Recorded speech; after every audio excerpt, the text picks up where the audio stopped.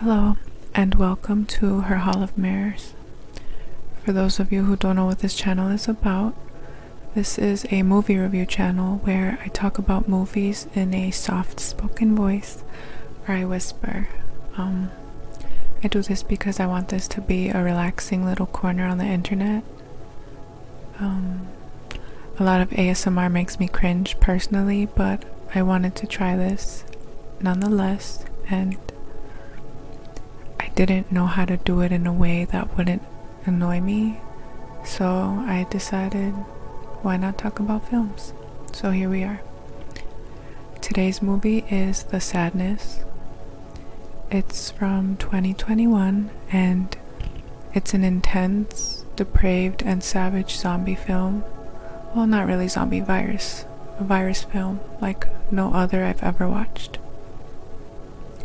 It's set in Taiwan, but is the full-length directorial debut by Canadian filmmaker Rob Jabis. He drew inspiration from a comic series named Crossed. So, this film centers on a young couple, Jim and Kat. The opening scene introduces them to us. It's morning, they've just woken up, and they're getting ready for their day. Jim turns on his phone and opens a news article that redirects him to a video about a virus that's been spreading. It's the Alvin virus. This virus is a polarizing issue because many people don't take it seriously, and a lot of people doubt its existence. Before we continue, I want to let you know that I take my time deciding how I talk about a film, and I give like a basic summary of what I feel is important, and then I just talk about my opinions. If I ever decide to give spoilers, I will warn you in the title, but I don't like having movies ruined for me, so spoilers will be rare in this channel. If this sounds good to you, then I hope you'll stick around. Let's get back to the movie. He drops her off, she gets on the train, and he decides to go to a restaurant. Everyone's distracted by their phones, and he's waiting for his food, but that's the moment when we see an elderly woman just gliding into the restaurant behind him, completely unnoticed by the customers, except for two young men behind Jim. One of them points her out to his friend, who realizes that it's his grandma. He sees that she's disheveled and has no shoes on, so he taps her on the shoulder, but she's unresponsive.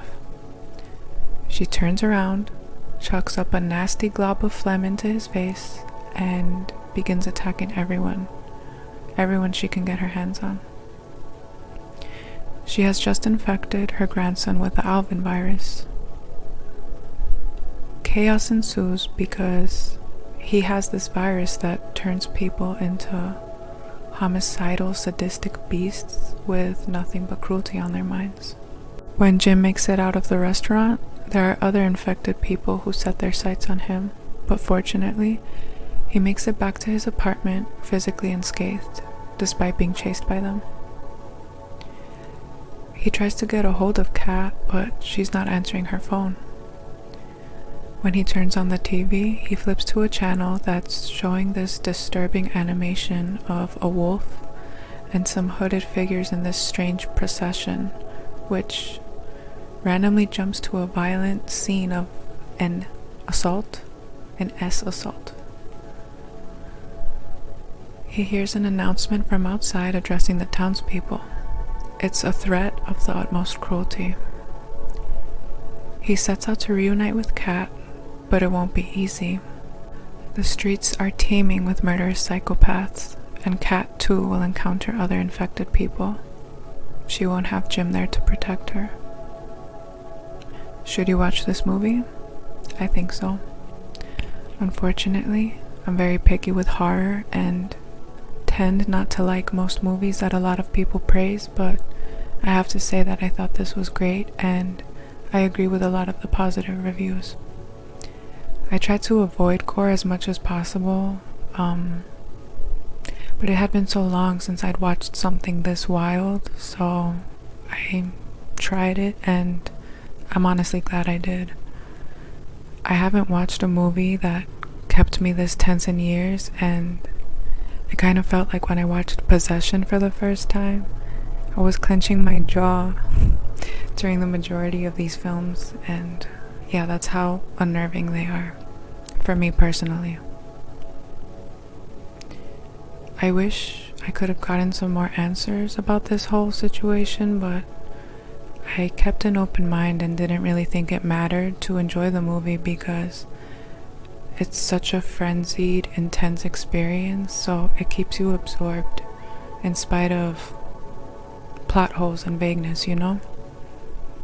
Besides, if something like this were to happen, there wouldn't be enough time for most people going through it to find out what's going on, and I figured explanations aren't necessary, survival is, and I approached it from that angle, so that helped me enjoy it more. One thing I will let you know beforehand, it's not a spoiler, it doesn't ruin anything. This film is called The Sadness because one of the first symptoms that manifests is crying, but it's not sad crying. When you see someone with a tear running down their cheek, you know something's gonna go down, so I thought that was interesting. I also appreciated this variation of, like, I guess the typical zombie movie, but like I said, these aren't zombies. These people's faculties seem intact, and, well, except for empathy and inhibition, but their sole aim is to do harm, and this craving is insatiable. It's like the virus does something to the brain that skews the wiring, and pleasure and violence become linked in such a way that they're inseparable. They're like a craving, you know? There was this wild scene where a group of kids is torturing this man, and Jim intervenes, but the man becomes infected during the act because blood and fluids are flying everywhere. And so when Jim attacks the kids and they scamper off, the man says to him that he shouldn't have done that because he was just about to scum, if you catch my drift. Yeah, this movie's wild and disgusting. One of the bloodiest messes I've watched ever, to be honest. I get frustrated with zombie and virus films because I feel like you have to suspend disbelief every single time, and the characters tend to do the dumbest things. There's a scene when Kat is on the subway and she's trying to get this guy to help her, but his reactions are so delayed. She's pointing out the danger, but it takes him too long to turn around, and I mean, he could have been drunk, but it just annoyed me, and I don't know, I would like to believe that I'd react much quicker than him if I were drunk and someone were in such distress, but who knows. I'd suggest you'd avoid this if you're sensitive to illusions of S assaults, because this film has plenty of them and way more. It's a very graphic movie, so you cannot say I didn't warn you. And I do, however, appreciate that there were no scenes showing any cruelty to animals and children, but those acts were still alluded to. I think the score was very beautiful. If you're familiar with Silent Hill and the music by Akira Yamaoka, then this might remind you of that because the music is eerie yet melancholy, you know? Very good. I also appreciated the SFX makeup. It was really well done. This guy right here is the stuff of nightmares, and I'm not going to go too into detail, but if you're a girl and you've had experience with older creeps not taking no for an answer, this guy will terrify you. I hated this bastard, so another warning. I gave this 4 out of 5 stars because it was quite an experience, but again, you might feel unsatisfied with the ending, but everything else makes up for it, so give it a chance. We've reached the end of this video. I want to thank you if you've stuck around, and Please leave me a like and a comment if you've watched this, and yeah, I hope you'll join me in the next one. Bye.